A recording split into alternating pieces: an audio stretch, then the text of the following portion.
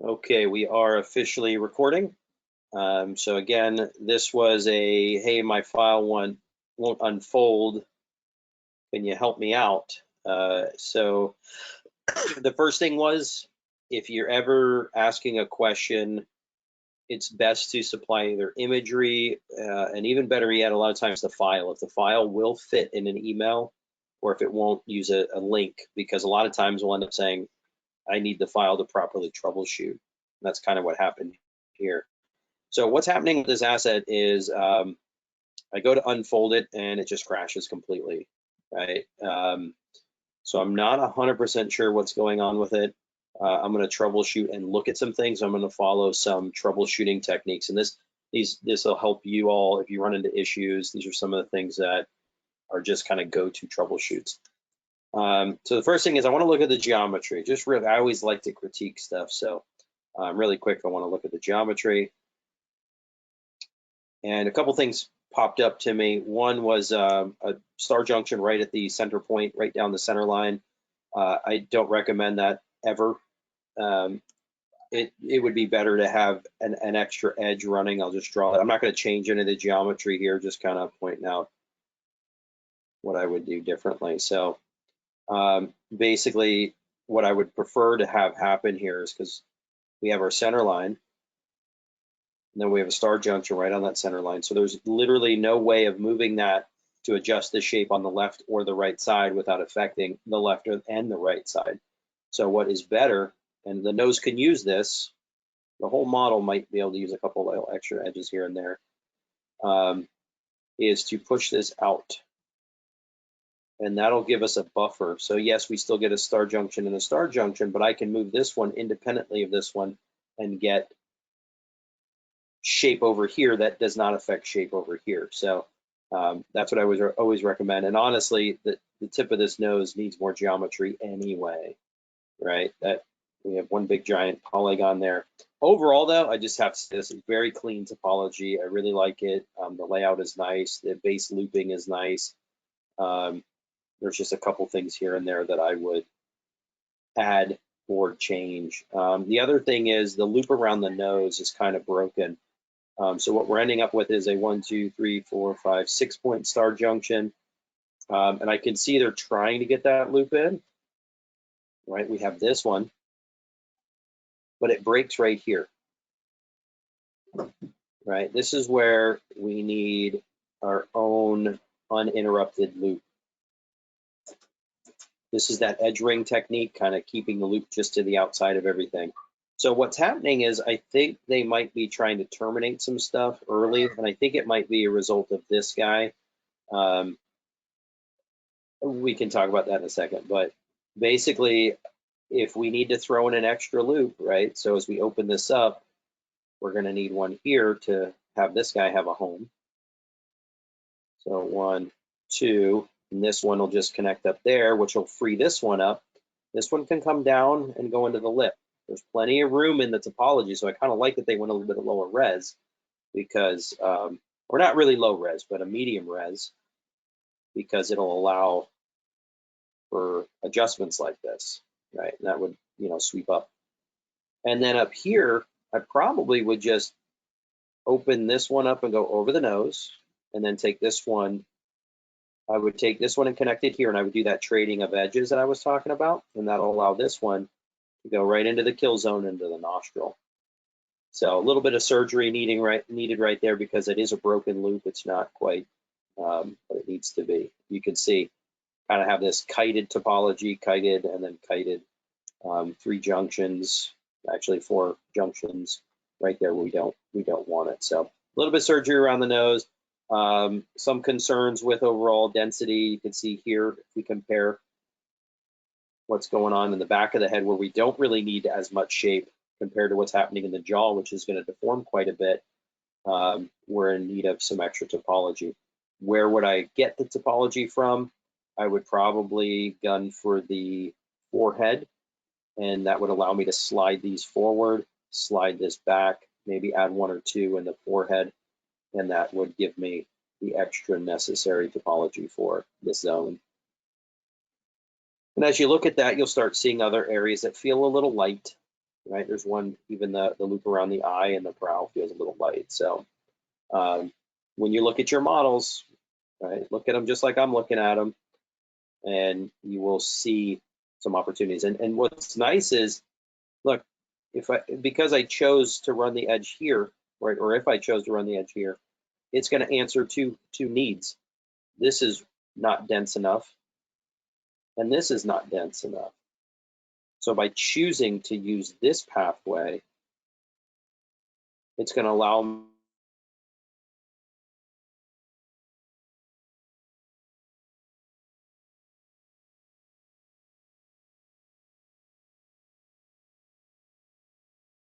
me to move this down, this up. I don't know if that helps anybody else, but it definitely helped me. Just take a look. The first is history. History is for go-to for me. I'm running in. Like I go to the history stack and say, let's try to delete history. There's something in there that is causing a problem. I'm also going to go to freeze transforms on it. I did earlier do display and look at texture border edges. I want to make sure that seams were cut, because that is one thing that'll cause an issue if seams are not cut. And then I'm going to look at some of the zones to make sure there's nothing popping out that is going to raise a red flag. All right, then I'm going to go hash cleanup just to check. I'm not going to have it clean up anything. I always do select. I don't care about faces with more than 4 sides. That's not going to give me a problem. Lamina faces, non-manifold. Let's see if it picks up anything. Those are really not big, the 2 big ones. I'm going to do normals and geometry. Okay, so the mesh is clean. I'm going to look at the high res and make sure that the high res isn't causing any issues. Excuse me, it's not live or anything, so that's good. And then one more place I'm going to look just to see if anything's out of the ordinary. I'm going to go to general editors. I'm looking at the hypergraph hierarchy just to see if there's any weirdness in here, some extra nodes. So I'm going to go ahead and select that. This is like the outliner, but cooler, I think. If anybody hasn't used it, I really like it. Everything looks nice and clean, so I don't see anything going on there. All right, so as it stands, I don't know what's going on here. I haven't seen anything that stands out as weird other than the history. So we're going to give it a shot. It might crash. I am going to save it just so I don't have to do all that stuff again. Let me do one more thing. I'm going to do an optimized scene size. This kind of clears out any junk that might be left over. It says it's undoable, but that's a lie. It is totally undoable. So what that does, if you are curious, it goes through and it looks for any kind of unnecessary things that are just left over. I like to do this when I'm cleaning a scene. All right, so it looks like it didn't find anything. All right, it just kind of, which is good. That's what we want. We don't want to see a bunch of numbers here where it's removing 900 of something that shouldn't be there. All right, so let's go take a look. At this point, I am a little stumped, and we will see. So they did the planar map, which is good. We're in the 0 to 1, which is good. I don't see anything out of the gate that is problematic. I'm going to select my UVs. Ooh, I should probably save this again. Saving takes the fear away, right? The anxiety is still there, but the fear is gone. So it's going to unfold. Let's make sure that we're set up right. We're going to try unfold 3D. If this doesn't work, we will go into legacy, iterations 5. These are all my standard settings. Yep, and it crashes. Okay. All righty, so let's go into phase 2 of troubleshooting.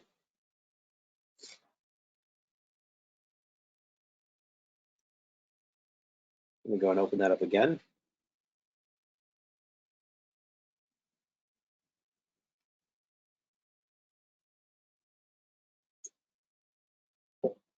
Now, if anybody sees anything, I mean, my eyes are only so good, right? If I miss something and you see something, you're like, oh, wait, you know, let me know. And this is on a reference, but that shouldn't be causing anything. Okay, so here's what I'm going to do. I'm going to go ahead and export this out. So this is a great way to troubleshoot. Again, if you're having problems with something in the scene, we're going to go ahead and export it out as an OBJ. It doesn't have textures yet or anything, so it's just geometry. This is great for geometry. And I turn everything off. OBJ, make sure it says OBJ, export, turn everything off. And I'm just going to go into export selection. I'm going to put it somewhere I can find it. And test UV, okay?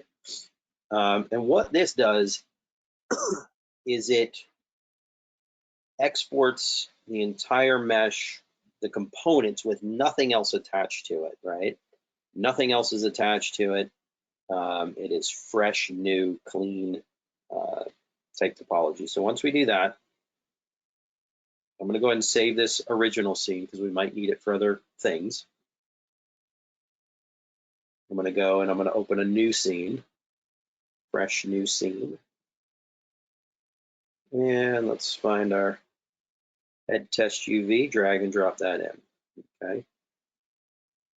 So now this should be 100% clean topology with nothing else hanging out on it. It may still crash, I don't know. I'm hoping it won't. So we're gonna go in there and go to our texture editor.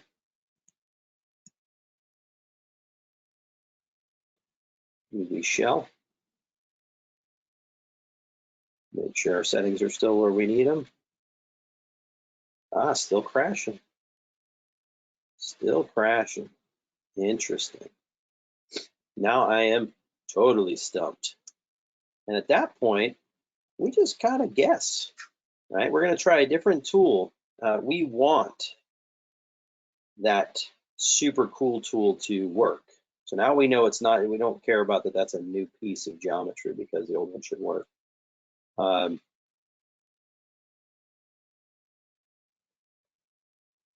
going to try different methods just to see if it actually lays out.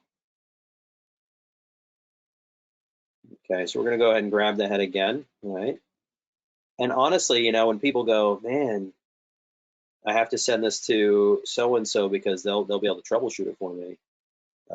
A lot of times it's something we've never seen before. A lot of times it is stuff we've seen before, but the only reason we know is because we've troubleshot it before. But usually when we troubleshoot, we're just poking around in the scene, right? We're just kind of all the things we know we should have done, where that's all we're trying to do is get those things done. Right? We're trying to make sure everything's clean. Don't see any unfold along UV. That should be good. I'm going to try the old unfold, the legacy. Now it's got its problems, as Robert noticed, and I saw you post that on Discord, right? The legacy works completely different. Basically what we do is we go global and somewhere in the middle. This is usually the best way to get this thing to do what it needs to do. But, you know, it's just, thank goodness for the Unfold 3D. It really, really helped out.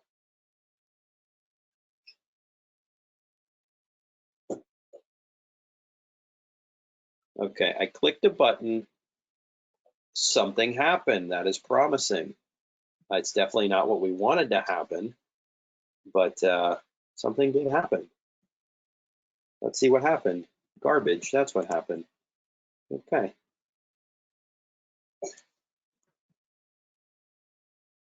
But something happened, so that's good.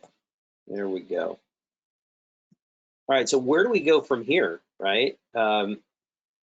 The unfold tools are not working. It could be because there's still some underlying issue that I'm just not seeing. It could be that there's just something wrong there, that, again, that nobody can see. But at the end of the day, we need to have UVs. So what else can we do? and I'm very nervous about going down this pathway, but it is a it's a valid thing when we're looking at getting the job done.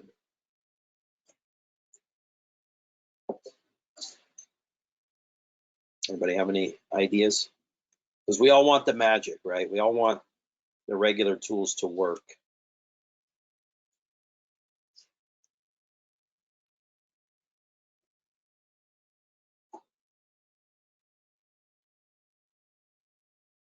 Did I lose everybody?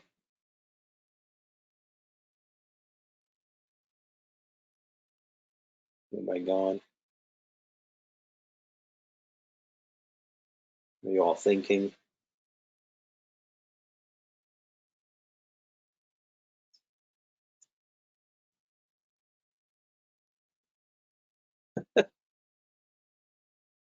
Okay, so anybody have any ideas? Maybe another way about going about this whole UVing process, something that might get us started. We know the seams that we need. We know what the end result needs to look like. Any ideas? Might be staring you straight in the face.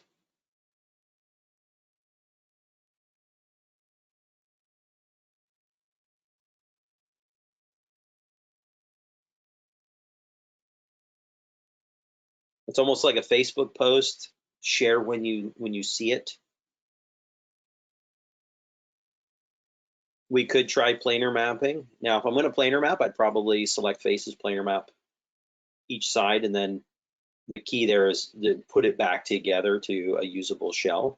But maybe, yeah, maybe there's something wrong with the planar mapping.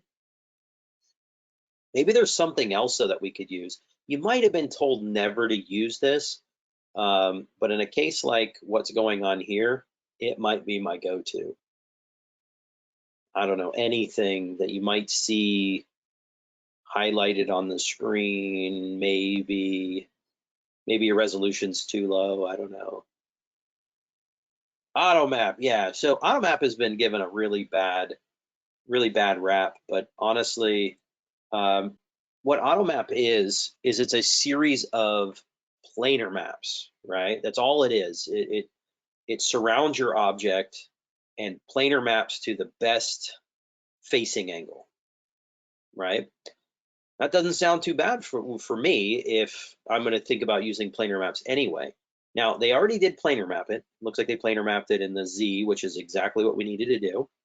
But the tools that we want to work aren't working, so we have to think of another way to get through it. So something like auto mapping, I'm going to pick 4 because 4 is going to look at 1, 2, right? The front, back, left and right, top and bottom. It's going to look at it that way. We could do 6. Sometimes I'm just going to do it and see. Less distortion, and don't tell anybody I'm showing you this because they'll be like, what are you doing? Because they all want the other tools to work, but in this case, they're not working. We need a solution to get something UV'd so we can normal map. So less distortion versus fewer pieces, honestly, I've never seen those do anything monumentally different to where I would be concerned with it. So I'm just gonna go ahead. Let's look at what 6 gives us. All this other stuff here, spacing, I'm not really worried about it. Don't click, never click create new UV set unless you know why you're using it. This is more for layered game texturing. Right, so we're just gonna pick let's just pick a thing. Let's try the default and hit apply. Okay, it did something. It's a mess, right? And I know I said the other day, if you auto map, you will get a 0, but I'm not done. I'm gonna do 4. I wanna see what 4 gives me. 4 does some weird stuff. We're starting to get some weird stuff there. So let's pick 6 again. That looks a lot better, right? And I had this conversation with an MCR student where they thought that once they laid out UVs, they were done. And it's like, no, just getting UVs out may be just a part of the puzzle. Now we need to go through and actually create usable structure. So where do we go from here? We're gonna try a couple things. I'm gonna move some things around because you can't just leave it like this. And this is, we're getting old school here. This is some old school fun. I think it's fun. Right? And you have to know the model. If you don't know the UV layout on the model, this is gonna mean absolutely diddly squat to you.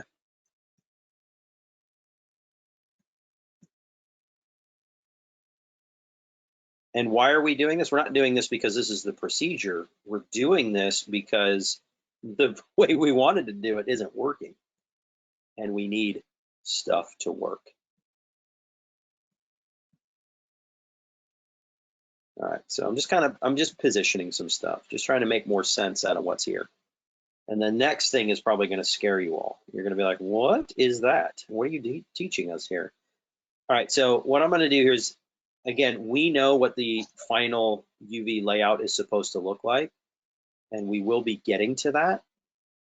I'm just kind of looking at things, trying to see what I'm going to need and what I'm not going to need.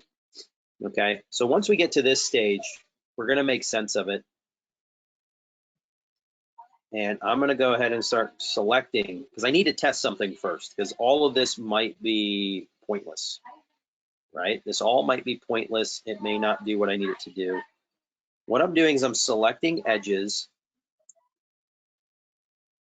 and trying to make sure that I'm selecting all the edges for these parts to connect properly, right? So you can see right there, stops, all the way to there, stops. You can see it all right here, okay? And now I'm just going to do a move and cell. I'm going to jam that thing together. Super awesome, right? I want to make sure I'm not grabbing anything else. Okay, looks like it brought in another piece. I don't want that.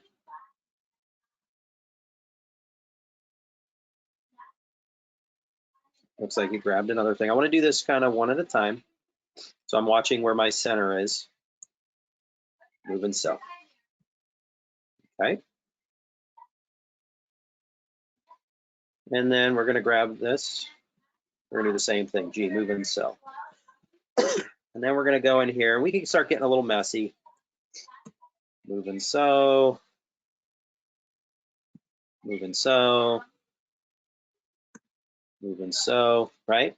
And this is going to look terrible. It's going to look terrible for a while.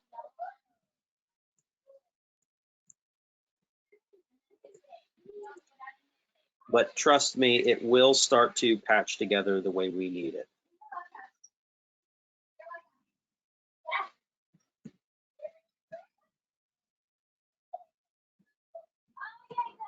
Oops, brought in a piece we didn't need.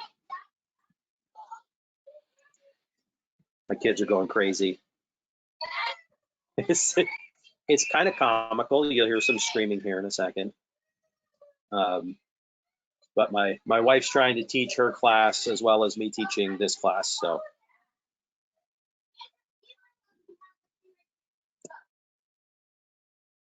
Okay, so just going through and I'm kind of patching this together.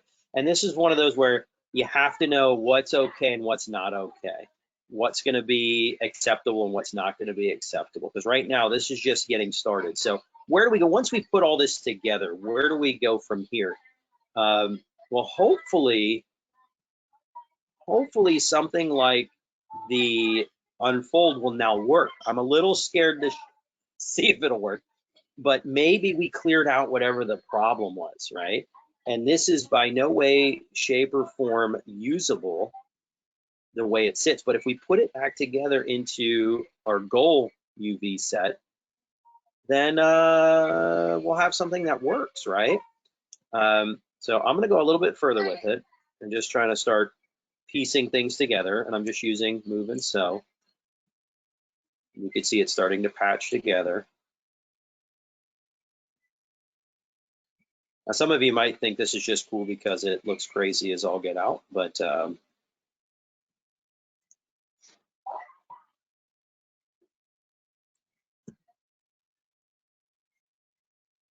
now if you're doing this on something bigger, You do have to, I can't just grab the edges because the edges will be a night, you know, I'm grabbing literally the edges that are connected to the body, and that might be an issue. But again, now let's see, I need just this patch here because I'm trying to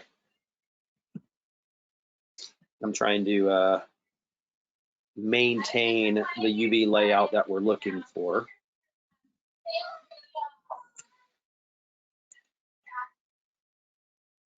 Right, and then I got to see where this one goes. I think this is the back of the head, right? So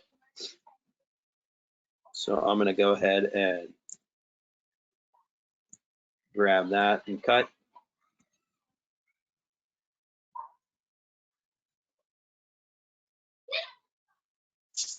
And now the yelling starts.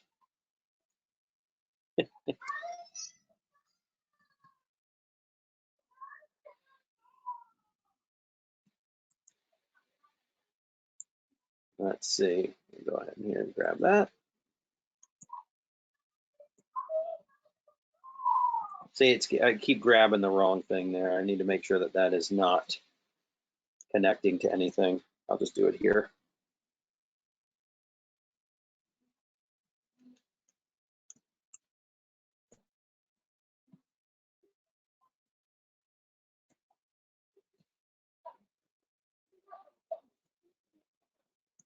All right, see, we're going through there.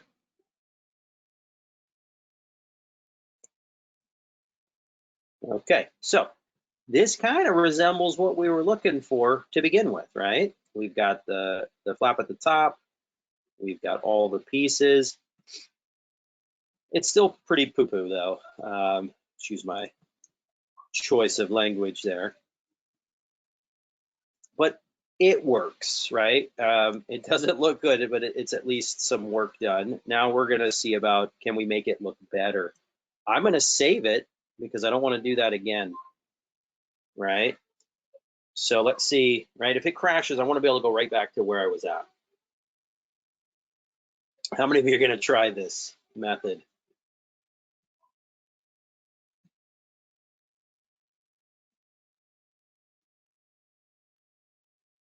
I don't recommend it unless you have broken UVs. Let's see.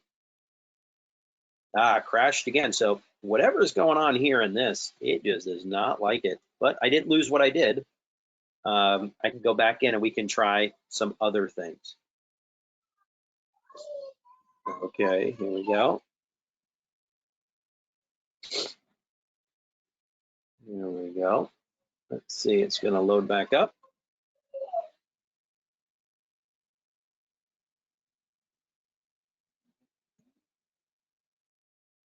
But look, I'm right back where I was. So I'm going to try one more tool because obviously it's still busted. We're going to try Smooth UV. Now, Smooth UV is a tool that was not the best back in the day, but is kind of really gotten better. And one of the things we can do, if it'll do it, I don't know, it's moving something over there. Seems like stuff is locked here. Let's try this again.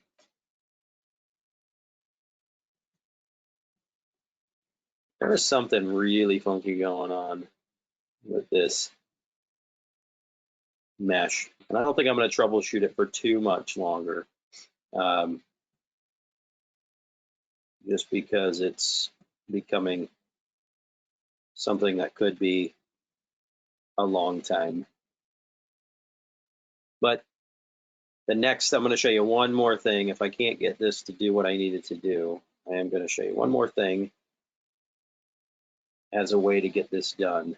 Let's see, UV space. Yeah, I don't see anything. No pinning is on.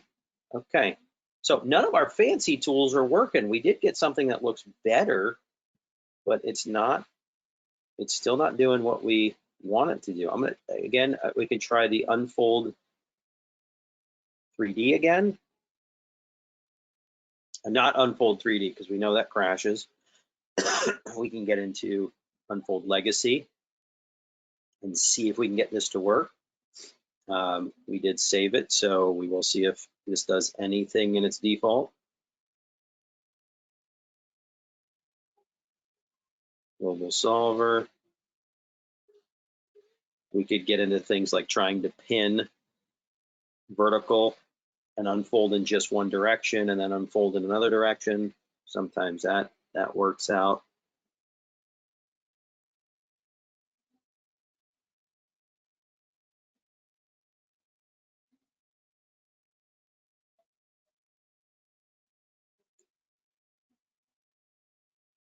Okay, so what's our next plan of attack? Can anybody guess where the next, right? None of this other stuff is working. And I can spend literally an hour, if not more, trying to figure out what's going on the surface. I've tried the things that would normally work, exporting it out, bringing it back in. You know, we've auto mapped it and gotten it back together to somewhat of a usable UV. So what else can we do? Anybody have any ideas?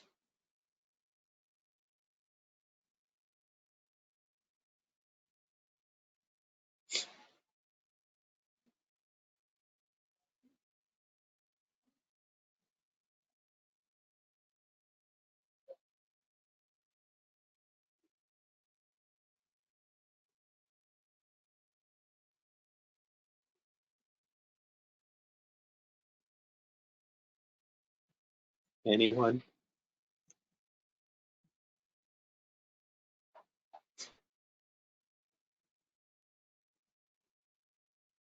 I got nothing. Okay. Well, at the end of the day, right, you find yourself again needing to hit a deadline. The only option could be a manual option, right? And this is where it's not going to look the best, but we could start getting into things like smudge, right? Smudge UVs, if it works, this kind of allows us to possibly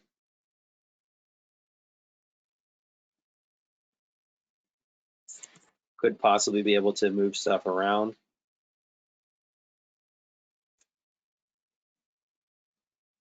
Let's see if we can get that to do something. Man, these are some busted UVs. I haven't seen UVs this busted in a long time.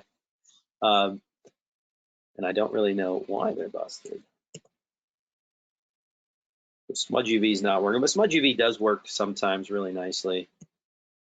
One thing I want to see, possibly on a different set. Now we're on map 1. But if you can get them to move manually, you would just move them manually. And they're not even doing that. So I will say it again, these are probably the most broken UVs I've ever seen. But yeah, I'm at a loss. I'm going to keep trucking with it though tonight and see if I can't figure out 100% what's going on. And I'm hoping it's just something simple, silly that is going on in the asset. I've actually never seen. All right, so that's working. Smear's working a little bit. And this works just like your soft select. You kind of can move your brush.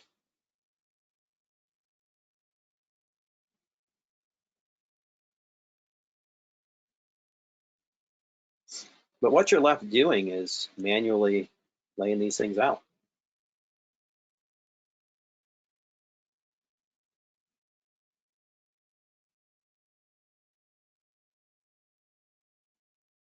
Because what do we know about UVs? We know that they need to represent the surface. We know that they need to fit the shapes. Right? We know that it's not like in any of those other things. We know certain things about it. We know that it's got to represent. So if you've got to come in here, I wish I could show you, but again, these are broken beyond broken. You're going to want to come in here and manually position and get them so where they're not overlapping. None of this stuff is going. I've had to do that before. It seems really tedious, but it's better than not having anything working. And you can do that literally in 30 minutes versus troubleshooting for hours. Does that make sense? Don't be afraid of the manual, right? Just because a tool doesn't work doesn't mean that everything's going to be broken. I'm going to go in here. I'm going to delete history on it. We got a lot of history going on there. We're just going to see if we can.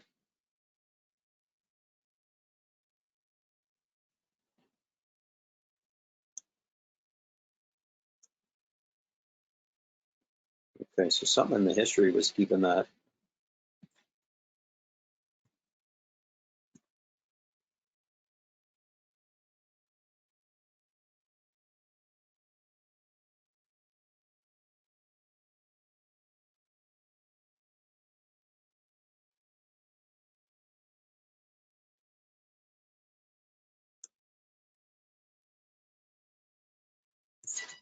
All right, you literally go through.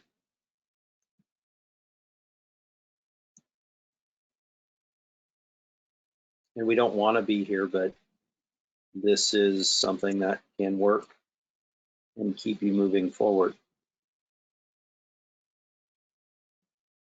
Now that we did delete history, I'm wondering, I'm curious, and if it crashes, we'll just go ahead and leave it.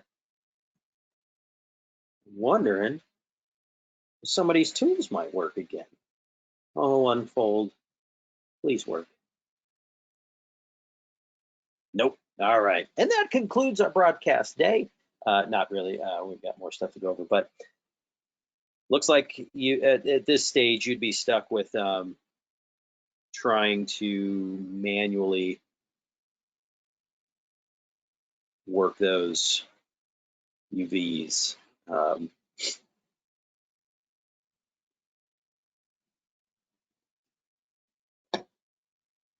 Now, it would be awesome, right, if our magic tools worked all the time. But you have to understand those base tools just to see, or just to be able to go through a process and get something finished. Everybody kind of understand? Anybody have any questions about any of that?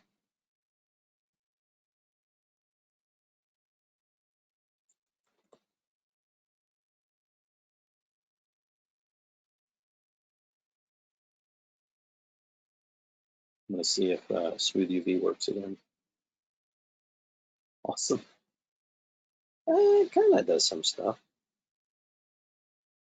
So Smooth UV is pretty good if you get into an area and you want to kind of relax, right? This will help in a botched up situation like this. You can kind of start relaxing areas.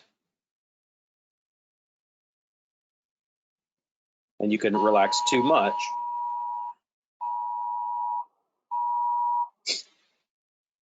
Amber alerts. You can relax too much.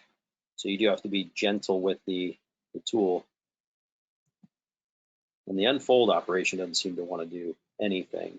But I would do that, and I would smudge them over, straighten them out, take something like the mouth. You can relax the topology there, and you can see that that helps spread open the area there. We could take the nostrils, same thing, kind of relax those a little bit. Can you imagine this is how we did UVs regardless back in the day. This was fun. Now you understand why sometimes the instructors say you're spoiled with all your new tools and everything.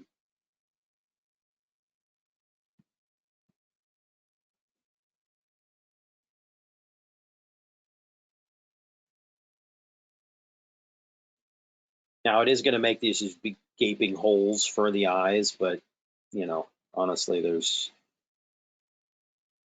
sometimes only so much you can do. We got a floating vert in there.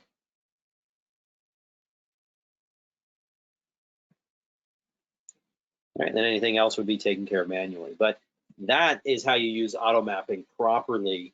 You auto map you put it back together, and then you make sense of the UVs. Hopefully by then you've fixed whatever was causing an issue and you can just use unfold again. But in this case, it didn't work no matter what we did. So I would be now using a combination of manual manipulation as well as, trying to use tools like the unfold. And if the smudge would work, it needs some UVs selected usually, but so you can kind of move some things around to help situate. So yeah, a little bit of old school techniques there for the troubleshoot.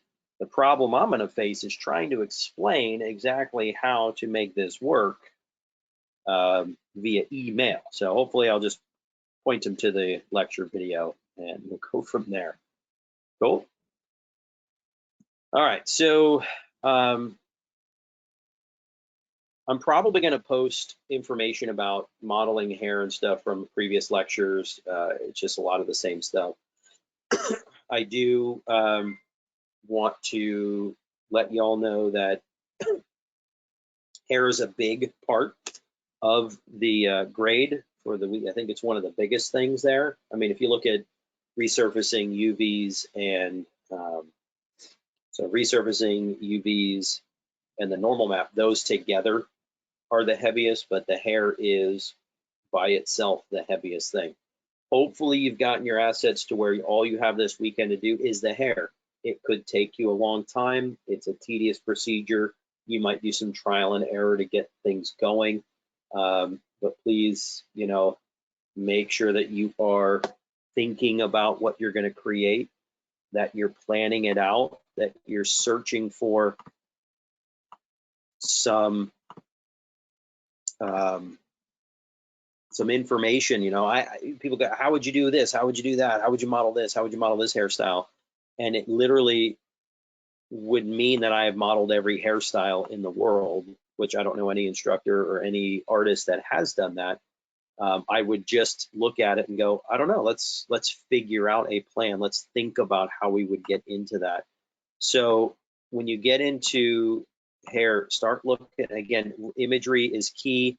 Look at how many pieces they're using, look and try and decide how would you make a piece like that.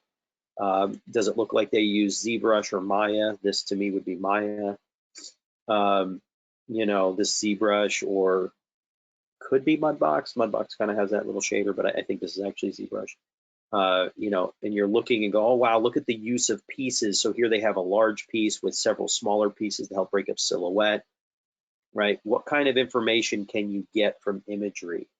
We said that in the beginning, day one, look at artists, look at them creating and how are they getting the shapes that they're getting.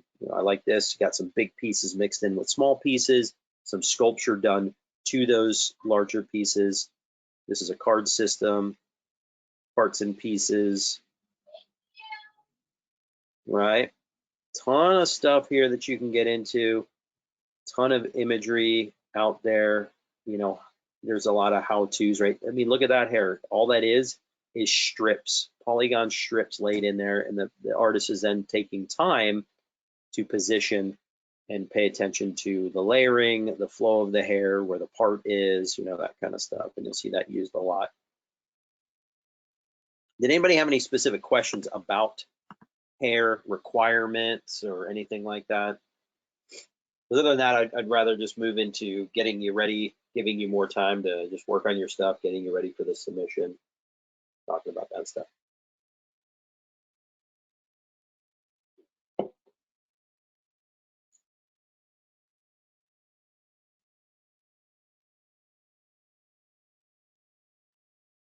And you can use Maya or ZBrush. Maya would probably be best for things like card systems, just because those are just polygon cards, or NURB surfaces using NURBS procedures. Like when people want to do a braid, you can literally braid 3 NURBS curves and then pick a shape, another NURBS curve, and extrude along those paths and generate the actual braided piece.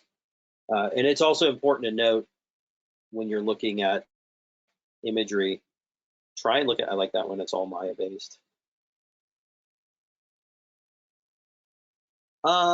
It depends. If it's volume, like a little more pieces like this, the spiky kind of, it's not very volumetric height wise, but there's a lot of pieces and there's, you know, volume in areas, it's Maya. But if I was looking at something like, there's that one guy, it looks like Renegade, he's got the sleeveless shirt on, you know, stuff like this, I would sculpt that. Just look for opportunities for different pieces, because just because you're sculpting doesn't mean stay with one piece.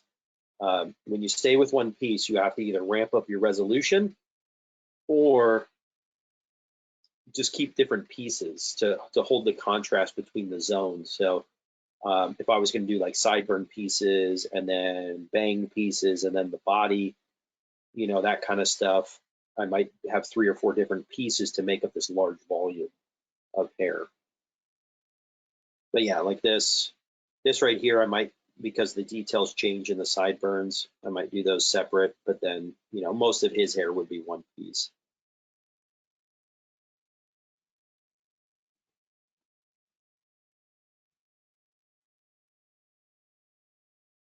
Right. Think about creation methods, right? You know, again, Dynamesh works best for that, right? For large volume, yeah, I mean, it depends, right? So if you're building out of a whole bunch of, if you're building out of a whole bunch of pieces, like something like this, all these pieces, if they Dynamesh this, it's going to fuse, and it looks like they did, right? And when they Dynamesh, anything that is connected gets fused together, which now we run into an issue with trying to create that sharp shape look between the pieces.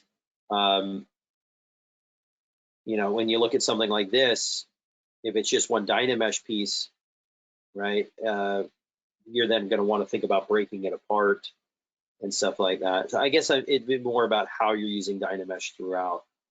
What happens, and my concern with Dynamesh is great for establishing the large forms and volumes because you're not quite sure where to go with the not creation, but with the shapes. So Dynamesh works great, but what tends to happen is people keep Dynamesh as one piece, and then it looks like this, which is great. This looks nice, but it looks a little unfinished. It looks a little soft. It looks a little muddy. At this point, I would go through and maybe mesh and break apart the bangs into a couple pieces, some of these larger pieces into a couple pieces. That way I get that nice contrast and break in the shape.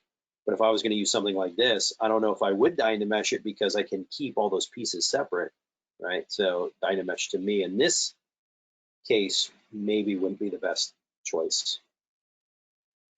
And there's another one in here, something like this, right? This again, if you were to Dynamesh this, all those pieces are going to jam together, and it's going to be really hard to sell it as all these dreadlocks being pulled back or locks being pulled back and tied into a shape.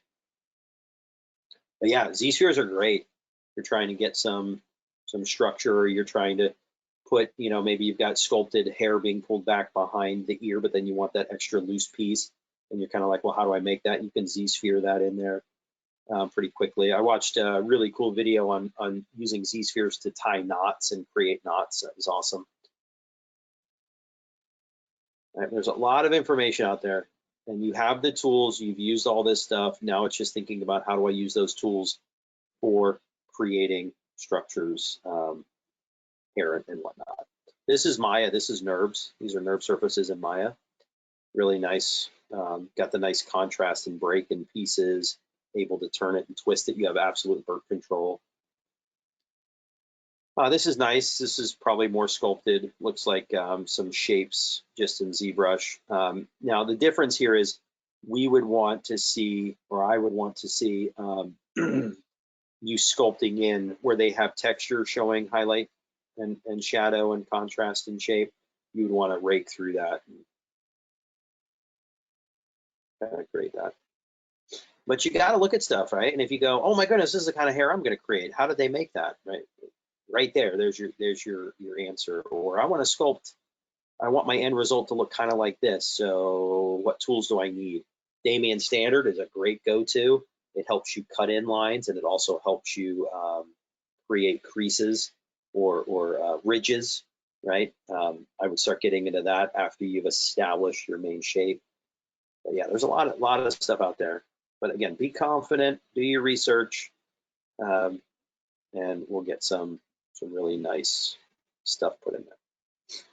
All right, this one was cool because a lot of people build their stuff in. I keep going back to this one, but a lot of people build their hair in ZBrush and they forget things like Maya. You know, for this nice little tufts of hair. These are just little triangulated planes. Not triangulated, but they're triangle-shaped planes, right? So just some extrusions. And you have to think smart, right? As you go through the asset, you have to start grouping and duplicating and really manage this asset. There was one more I wanted to show you in here, and it's a great example of using different pieces, right? Again, just like in prop week, a lot of people they try and sculpt everything out of one piece of geometry instead of utilizing multiple pieces, which has been the theme throughout pretty much past week one and in all your other classes. So even stuff like this, when you have a ponytail, it's 1, 2, 3 pieces. So there would be a little hair tie here, there'd be one here, right? Even the bangs are broken up into different pieces to help one with your creation, keeping you focused on smaller areas and giving you the ability to work with different resolutions, and it just ease of the process. And you can see that used in a lot of these different pieces. Okay. Any other questions about that?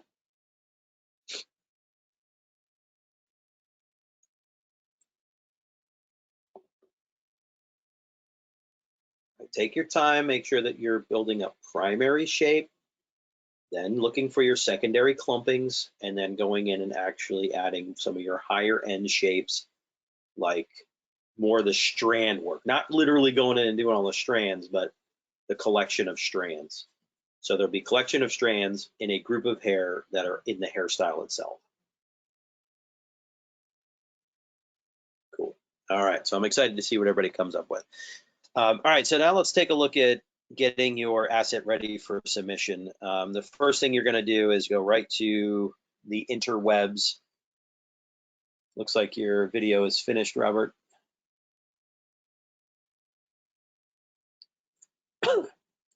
So go right to the website.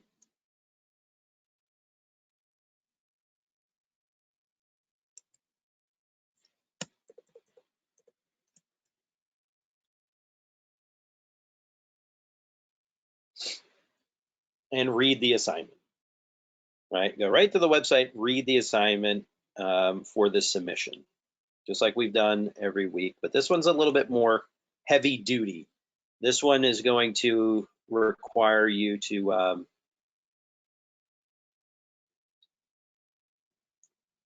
let's see if we can make it a little bigger. This one's going to require you to now be taking assets out of ZBrush into Maya and making sure that everything works. So now we're going to be combining scenes, putting everything back together. Okay, so materials, supplied Maya scene notes from lectures, all your modeled and required assets. Must use a supplied template. Must add character assets, and there's some layers on the template. And here it is, right? Using techniques shown in class, bring your character assets, hair assets, and props accessories to 4 million polygons or less. If you're like, oh my goodness, I'm at 6 million and there's nothing I can do, contact me, right? The submission is Monday at 11:59, so I should be able to get back to you. Some people say, oh, there's no way I can get my character down to that. There is a way. And there are characters I know that do have a lot of gear, they do have a lot of pouches, and if done right, do need a little bit more, but I want to deal with that on a case-by-case scenario. Don't just assume that, well, my character needs 5 million, so I'm just going to put 5 million in there.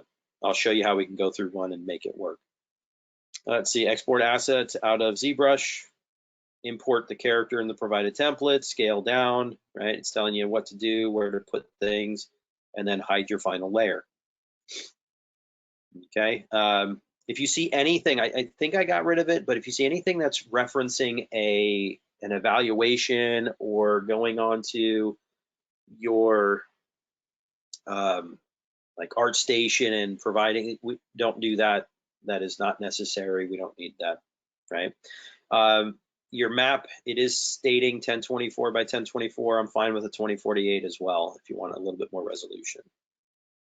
Okay, so first thing, let's go ahead and download. So we read through the thing.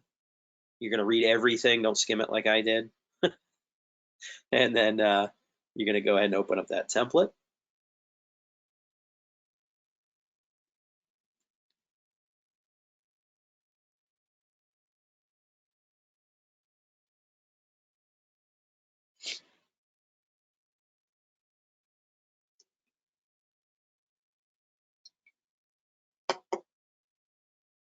That genie head's going to curse me.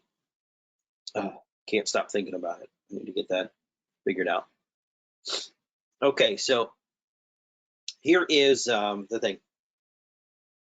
This is the template, right? So it basically tells you where everything needs to go. There's no questioning, where does the ear asset go? Where does my asset with all of its pieces go?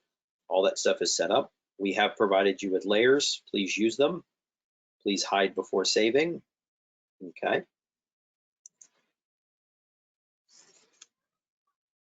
All right, so speaking of the ear, since I'm talking about it, right, I already told you, you are not sculpting the ear. You are going to be modeling it in Maya, following one of the supplied videos. Please make sure that we do that.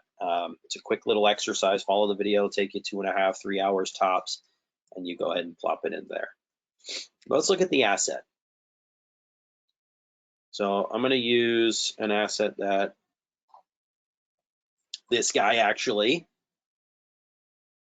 So let's go ahead and let's just work with him. Everything's already there. Perfect.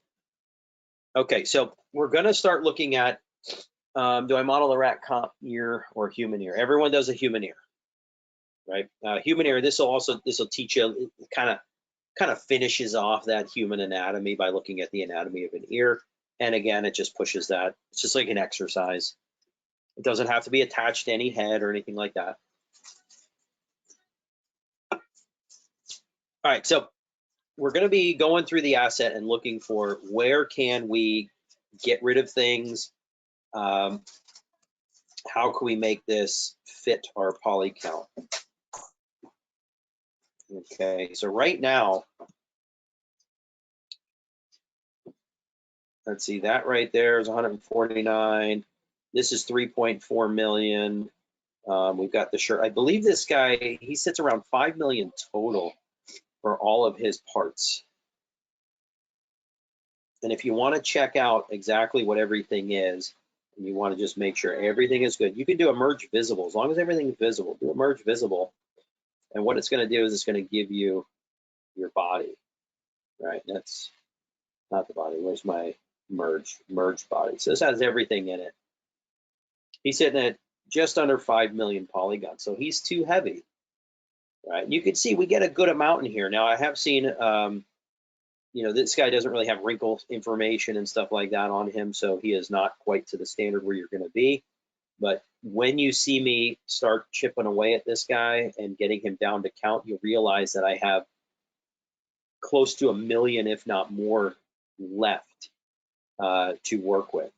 I will let you know that, you know, looking at things like the accessories, I want you to try and minimize those as much as possible, but let's not consider those part of the 4 million. We're looking at the hair, and we're looking at if the hair is part of your character, and we're looking at the body and clothing and all those parts and pieces, okay? So let's go back to the regular one here. So where do we start looking for opportunities to get rid of stuff? Well, the first place is things we don't need anymore. If there's something we don't need, get rid of it. Okay, so this guy here, I don't need that anymore. That was a temporary piece. We can go ahead and delete it. I've got this extra shirt layer. I don't need that anymore because I've got I should have the shirt mesh there. That's the extraction. There's the jersey ready, so that's the finished one. So I don't need this, and I don't need the other one underneath it, so I can go ahead and delete those. So get rid of unnecessary things, right? Look through the model and say, hey, I don't need this, I don't need that. I've got extra eyeballs, I've got extra these pieces that I duplicated, these pieces that I ripped apart, these pieces that are floating in space, right? And if it helps, manage the pieces a little bit more. Go ahead and combine things that should be combined and separate things that shouldn't be combined. Okay? So now we've got that. We've deleted things we don't need anymore. Okay. So what's the next phase? The next phase is looking for optimization. Okay. Optimization as far as not geometry counts, but looking for opportunities to delete parts of meshes that we don't need. So on this, on his shorts, you could see starting to get some detail into there, right? And I would be able to do most of the wrinkle work with its current resolution. So don't overdo your resolutions, right? You can get quite a bit of stuff out of them. So what I'm going to look for is what can I get rid of? And this is kind of nickel and diamond some stuff, but honestly, it's what we need to do. So what doesn't get seen? Now, it doesn't look like this whole panel here gets seen, so why have it? Okay, so I'm going to go Shift F, and I'm going to take a look. And thank goodness I have a poly group there already, and I have a poly group at the bottom. But this, though, I can see that. I can see that as the legs go up into there. So I'm going to keep the bottom piece. I need to get rid of this top piece, right? I don't need to, but I want to, right? It's 500,000 polygons. Let's see what we can do. So now I already have a poly group there. What if you didn't have a poly group there? What would you do? How would you get rid of this area without a poly group there? Mask. Wear a mask. So, I mean, I've got masks around my desk. I can put them on. Mask and then what?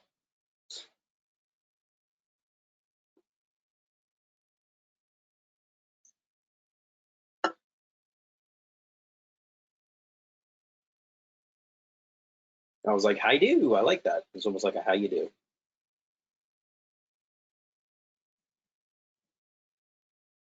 Okay, yeah, we can select, right, hide it and then delete. We could or split. Yeah, we can do mask, split, and then delete hidden, or just split and then delete that, whatever that piece is, right? There's a way to do it.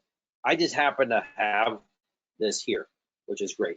There is a problem though, so thank you guys. It seems like, is there anybody else in the lecture here? Anybody else talking to me? Dennis, he jumped in there a little bit. Thank you, Dennis. Looks like Robert and Oscar are really tearing it up there with the participation. I like it.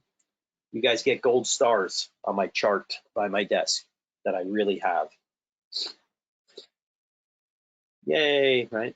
Sorry, I'm a little sniffly. I'm still fighting off this. Every time I go outside, man, the whatever's out there, not the virus, but the trees. The trees are out to get me. It's like The Happening, you know? It's happening. Run away from the wind. All right, so all right, so the one thing you'll notice, if I hold Control and Shift and I click on, oh, I got lasso select there. I don't want lasso select.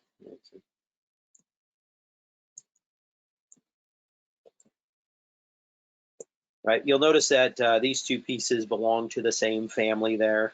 That's going to be a little bit of a problem. So all I'm going to do is I'm going to mask off one area, Control W, to make sure that it is a separate, right? So that way that this is its own piece. And then we'll go ahead and invert and then just do a geometry modified topology delete.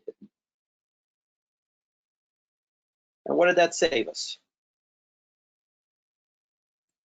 Like 150,000 polygons. That's pretty good, right?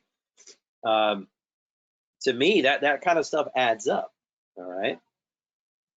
So go around your model. Look, if you've got shirts that have double sides and 1 million polygons are sitting on the inside of the shirt that we're never going to see, mask that stuff off, split it, get rid of it.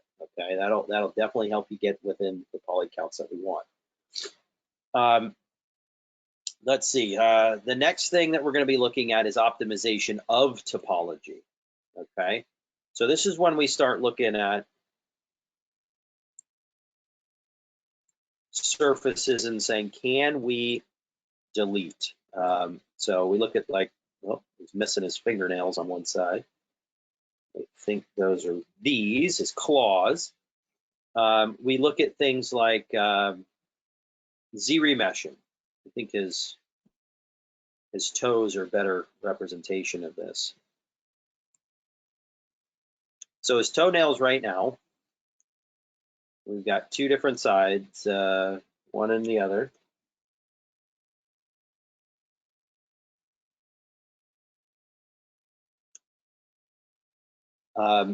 So let's take a look at what we're sitting at. So we got one set of toes that are 15,000 polygons.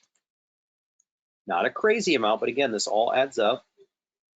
So we're going to go in here and we're going to go to geometry. We're going to do Z-remesher. And I'm just going to go ahead and let it rip with the defaults. Because 5,000 is a lot better than 15,000. Oh, that's right. This has symmetry on. I got to turn symmetry off. Always pay attention to what it's telling you when it yells at you. Okay. So I could probably kick these down even lower. I mean, think about it. Do I need that much geometry? But those are now 5,000, 5,600. So we saved 10,000 polygons. So there's 40,000. And I guarantee we could probably kick those even lower and still maintain. Let's do half and just see what we get. They look, I mean, they still look really good. Let's see if we saved. Yeah, we got rid of an extra almost $2,000. So let's do the other ones, right? Once you get a process, you're just kind of repeating that.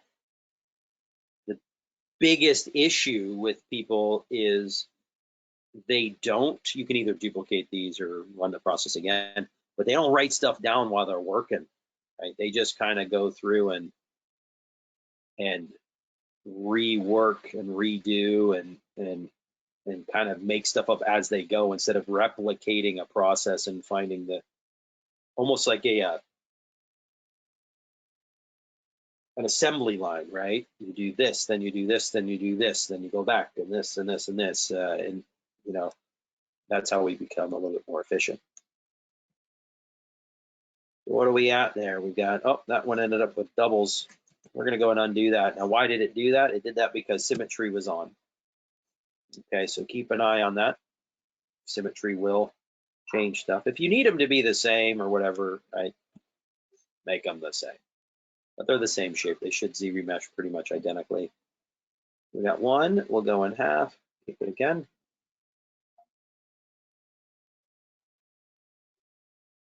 All right, so right there we got rid of like 24,000 polygons. Okay, we do the fingers the same way. That's going to bring us down even lower. Let's go look at the fingers. We are missing the one. Let's look at those claws. All right, so we got the claws there. So what I'm going to look at, anything that is working with subdivisions, look and make sure that you don't have unnecessary subdivisions. So there's level one. Is level one good enough, right? This is another way of making your geometry efficient, is look for unnecessary procedures, and one would be extra high level subdivisions. So I can get away with one. I'm going to go and delete higher, and that's going to set that as the poly count, and then I can duplicate them. So if I undo that, you know, we're looking at 17,000, 4,300, right? So just one subdivision greatly increases the amount of topology. Okay. So what else do we have? What other types of things can we be looking at? We can be looking at, we looked at Z-remesher, we looked at deleting, we looked at not simplifying, but getting rid of hidden areas.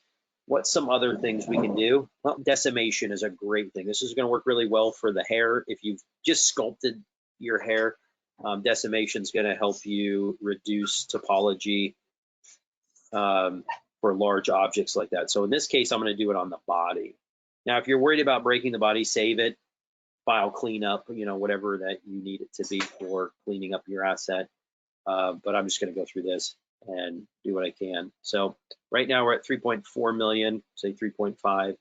I know I can greatly reduce that. So I'm going to go in here and I'm going to do the Z plugin decimation. We used this before.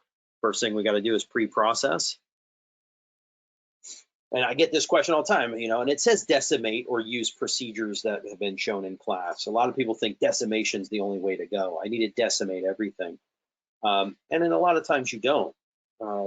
If you've got good clean topology, you built it that way, it's going to hold well enough. I mean, like the collars, his cuffs around his sleeves and his collars, that geometry is really minimal. It reads well from a distance, and by decimating it, it actually makes it look worse. So I would leave those exactly the way they are. So this is not going to be a one-size-fits-all type procedure.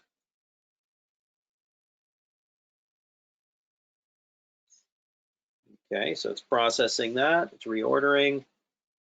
And remember, this does absolutely nothing until we actually hit the decimation button.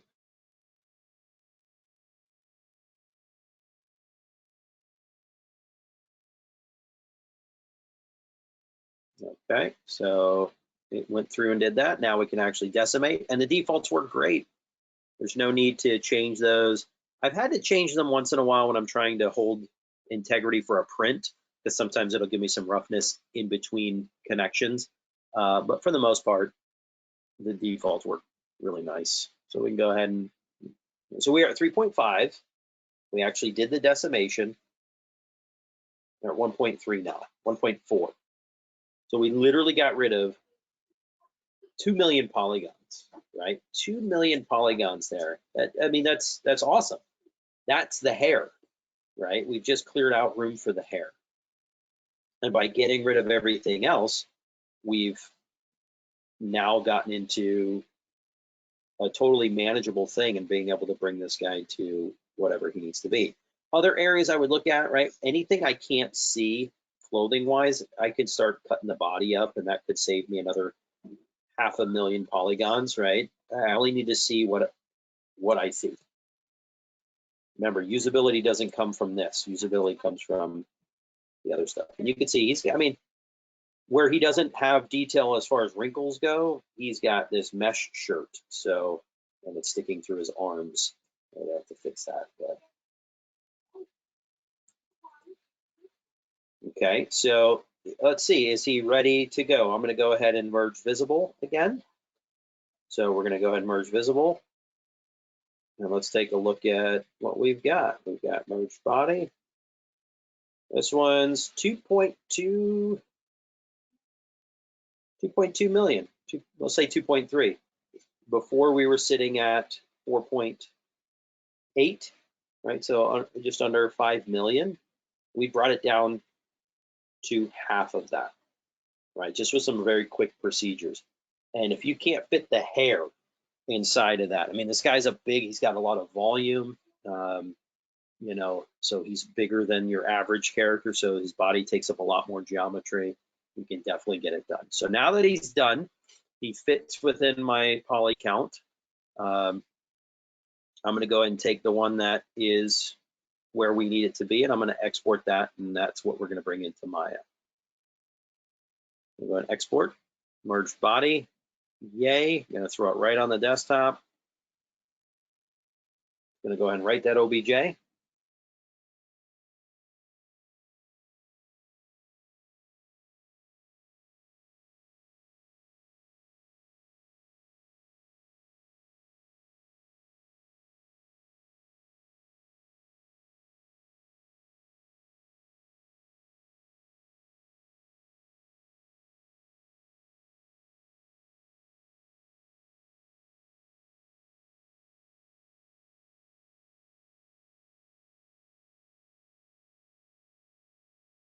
Almost done.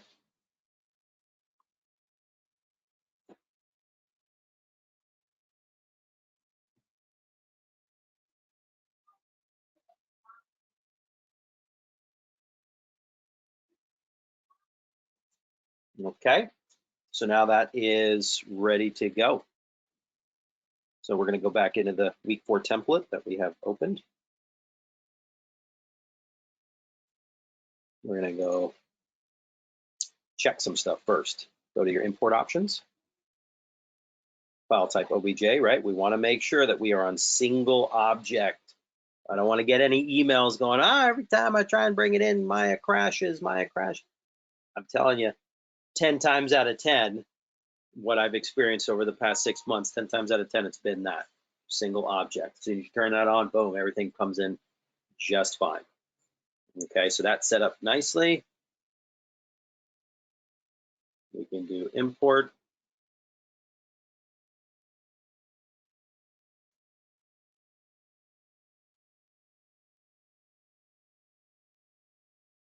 Right? And again, remember, Maya's not the best with dealing with heavy geometry, so we always want to help it out as much as we can. I'm going to go ahead and bring them up to the base. And a good place to drop your pivot is at the origin. And we can scale them up.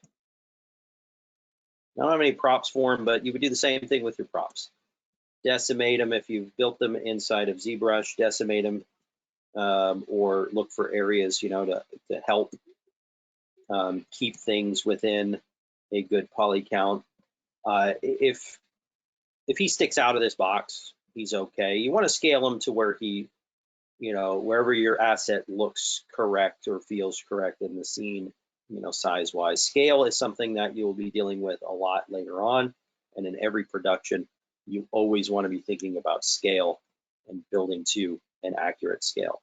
So let's say he had a sword or a gun or whatever, that stuff could be placed loosely next to him, scaled appropriately. So what that means is it needs to fit his size. So I don't want to have like, hey, he's got a book bag and I made it really tiny over here in the corner. It needs to fit whatever scale he is at. It doesn't need to be on him unless it's part of the character reference, but it needs to be loosely placed next to the asset. And it could be outside the box if needed. Okay, so we brought him in. He's looking good. He's scaled where he needs to be. He's inside his box. He's missing his nails there. So what you want to do is assign it. If you want to break it apart, you can. But I'm going to go ahead and freeze transforms, delete history, assign him to his correct layer. Check it. And I'm going to name it.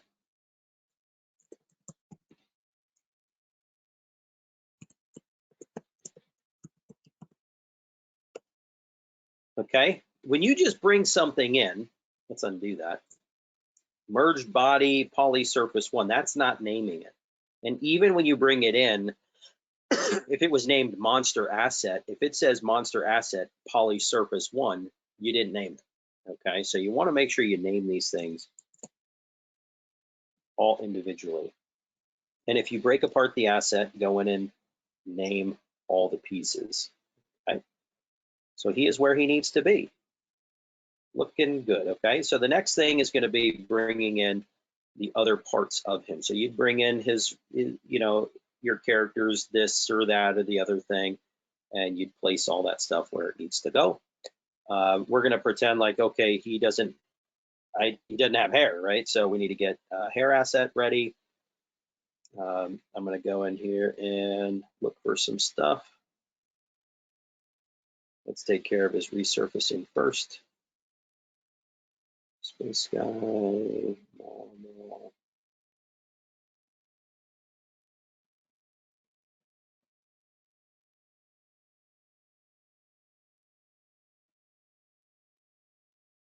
I know where it is.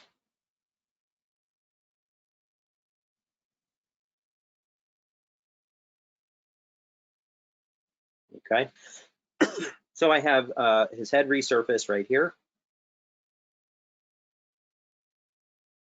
We'll go ahead and drag that scene into this scene.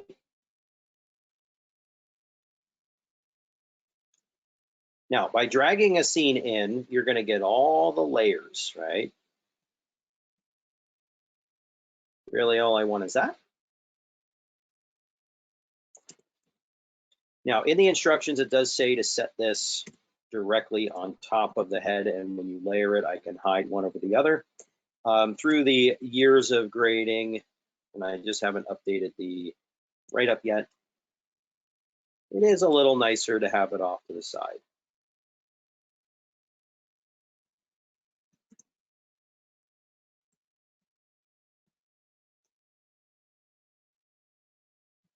I find that a little bit easier when I'm grading.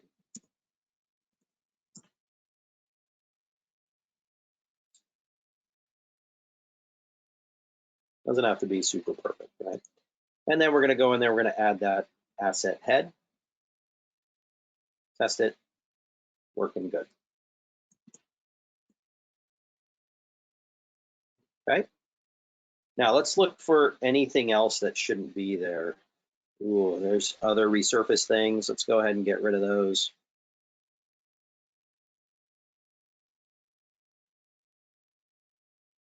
High res, we definitely don't want that.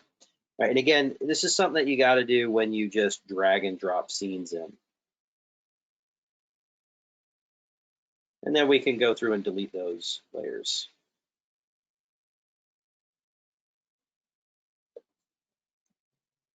I think a lot of times newer artists, they don't give themselves this time to do this type of work, to go through and really clean up a scene. And you want to make sure that you're doing that.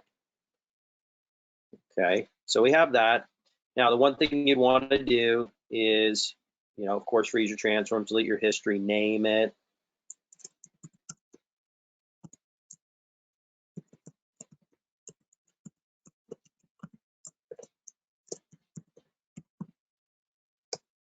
Make sure the UVs are laid out. Okay, and then you're going to go in and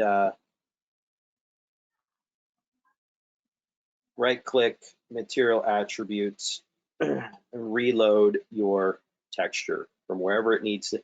I would put together a completed folder with all your assets in it, like a submission folder, and just make sure you resource it from there, okay?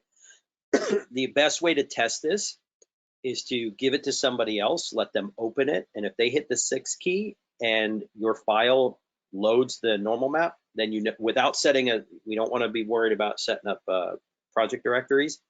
You're going to source it. Your Maya file and your normal map will live in the same space. Okay, they will live in the same folder. And if you source it that way, doesn't matter what computer you put it on, it will load just by hitting the 6 key. It doesn't have to worry about the folder directories or anything like that. It'll just load your normal map. And that's what you want. So pass it to somebody, make sure that it loads without them setting any projects, and you should be good to go. Okay. So the next thing would be the ear, right? Or any of the other stuff that we need to bring in. I'm not sure if I have an ear file. I think I do somewhere. But let's go ahead and bring in the hair, or a hair model. So I'm going to go in and get that.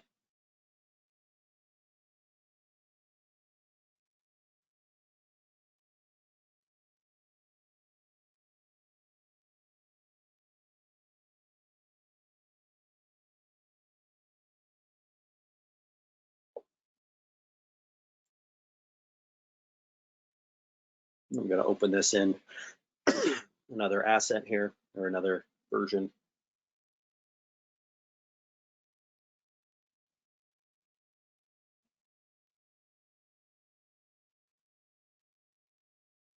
And it's going to yell at me. This is an old file.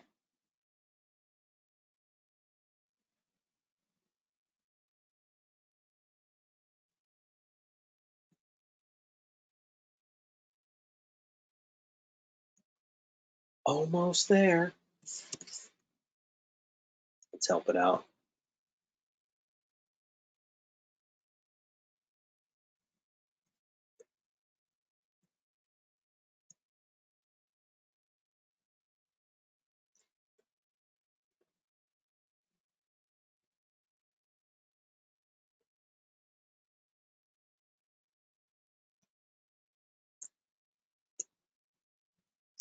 So let's do this.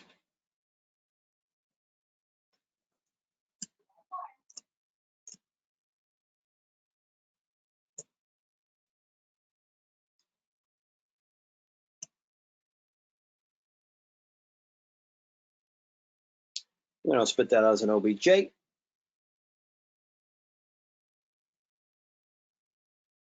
Put it where you can find it.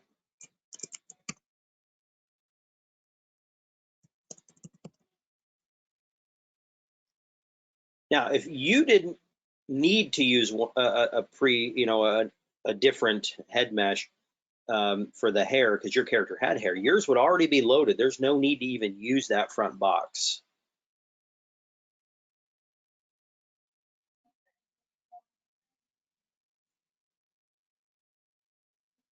Hopefully it's going to give me everything. Doesn't look like the hair was there. Probably because it's nerve. So here's what we're going to do with that.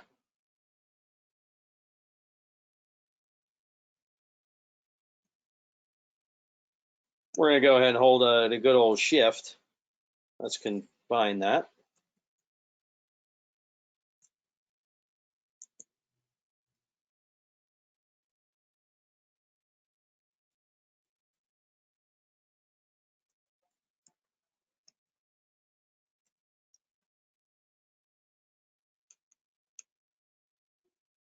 Just looking for anything else.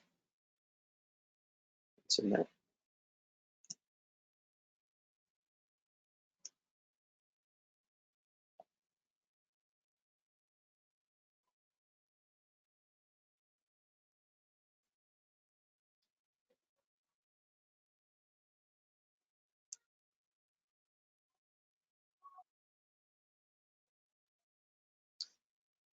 Let's see if it took it.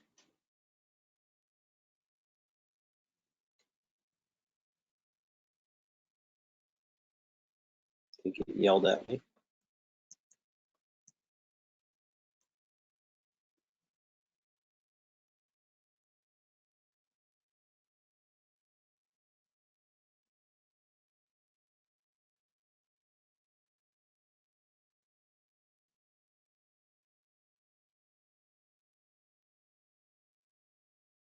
Okay, it's giving me that old because it's an older scene. It doesn't like the whole saving it as an ASCII. So we're going to save it as an MB. Should be fine. Okay.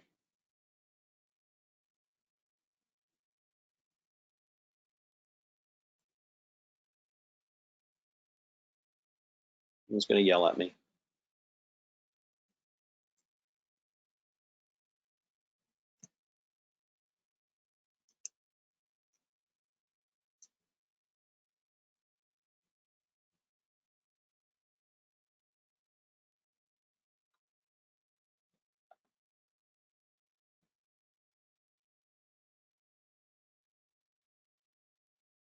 Just looking for.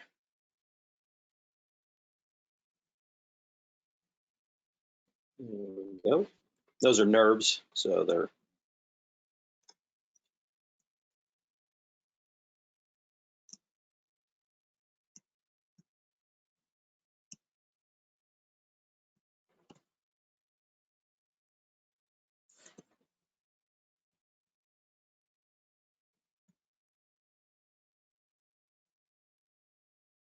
Okay.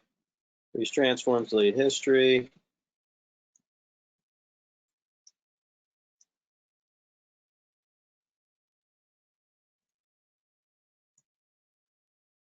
Nerves are a little bit of a troublesome thing to work with. But whenever you see, if you bring in your assets and you see it like that, you need to fix it. So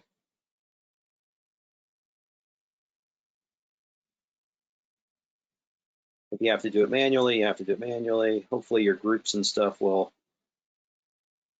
allow you to do so quickly. And if you see this on your model when you bring it in, right, we'd want to go through and do all those underneath there, right? I'm going to leave them just because of time. But if you see dark spots on your asset, you need to go in there and push those in. It's usually the inner surfaces of something like an outfit, piece of dress or something like that, that is sticking through, especially in the hair too. When we start pulling shapes, we're yanking the inside through the outside. And it's easy to kind of select a vert, activate your soft select and kind of push it in. You can also utilize your sculpting grab tool to push those in. Right. And then the last thing would be the ear, but I need to go in here and delete all of this stuff, make sure that nothing pops up. So I'm going to go through and clean a little bit.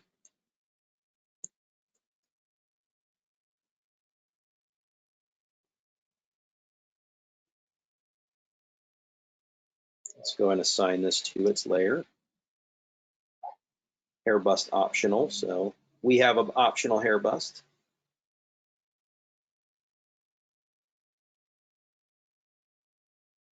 Delete that layer. Delete that layer. All right, high res stuff showing up from before.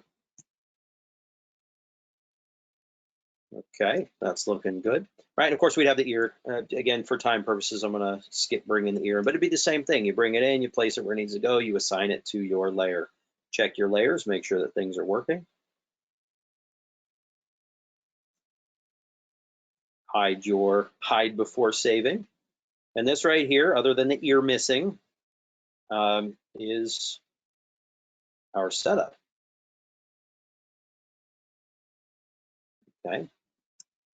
Now there's a couple things we need to go a little bit further with it. You're going to see all this stuff in here. Because again, we just did some dragging and dropping, so we have extra shaders. If we were to go in, let's see, chances are we probably have some extra shaders in here that we don't need, right? So now that we've deleted all that stuff, we've grouped, we're going to go ahead and do an optimize scene size again. And I click everything. Half the stuff, I don't know what it is, and if I don't know what it is, I don't need it. So I just go through and optimize. Now you saw that took a little bit longer, so let's look at what I got rid of. So it got rid of 58 unused rendering nodes, 26 empty transforms, 25 unknown nodes, 1 invalid NURBS curve. It deleted all of this stuff, all these nodes. Right, so this is all the stuff I got rid of. But now we have a clean scene ready to save and submit. Oh, wait, did we name this? We sure didn't.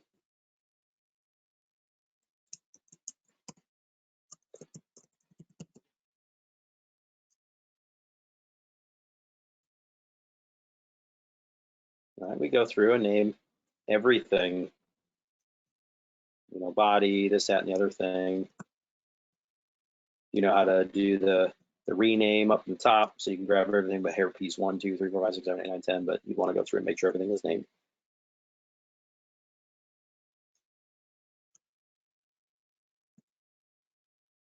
All right, so that's prepping your scene for submission. Again, we are missing the ear, so you'd want to make sure that that was in there and layered appropriately. But yeah, that's it. And of course, your props and stuff like that, your assets for your character that you built in week 3. Questions, comments, concerns?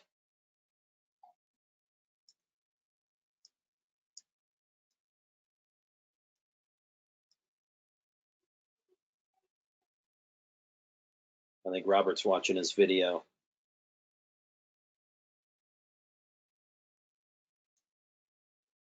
Absolutely, no, I know. It just every time somebody, like, if you don't touch the application, it puts an exclamation point sign next to your name. So just giving you a hard time. All right. So again, the stuff I talked about today is not just about submitting your file for this class. This is stuff you go through when you're completing an asset for production. You do not want to hand an asset to somebody else and have it break something, because they're going to come right to you. It doesn't work. It's your fault. If you follow these procedures, you name, you layer, you delete things that don't need to be there, you optimize your scene size, your files will very, very rarely cause any problems. And that's really where you want to be. You want to be producing usable assets at the end of the day. Cool. All right. Well, if nobody has any questions, we'll go ahead and call it a day.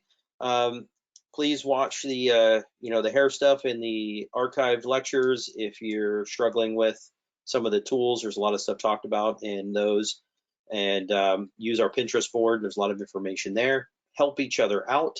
Hopefully, I see some strong participation in the Discord, but it's mainly somebody asking a question and then an instructor responding. One of the reasons we brought Discord into play is so you guys can start creating that outlet and peer support to be talking to each other throughout those things. But if only one person in a class is going there, it doesn't really help out all that much, right? So please help each other out through the weekend. I will be busy trying to get the next run of classes set up and situated. So availability will be slim to none through the weekend until Monday picks up again, okay? All right, well, hopefully you've enjoyed everything. If you guys have any questions in the future, I don't care if you're in my class or not, please come to me. I like looking at animations, rigs. I haven't rigged in a long time, but I know some stuff in there, and I find anything 3D fascinating. So, any chance I have have to look at things or troubleshoot or anything like that, I just really get a kick out of that. So yeah, does anybody have any last words, any last things before we call it a day in our last lecture? Actually, last time using GoToTraining, everybody's switching to Zoom.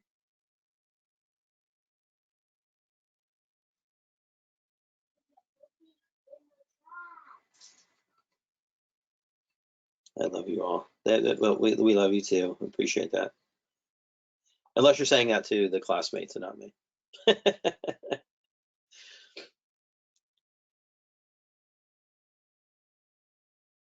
Okay, cool. Thanks.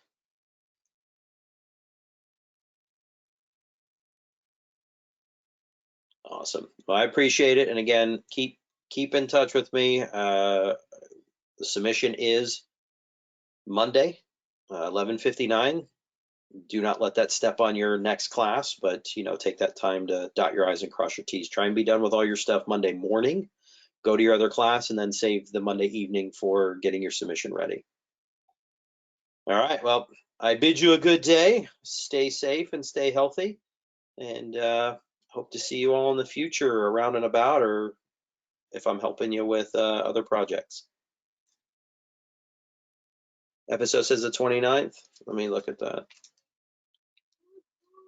It might have stopped me from, let me take a look at that right now, just to make sure.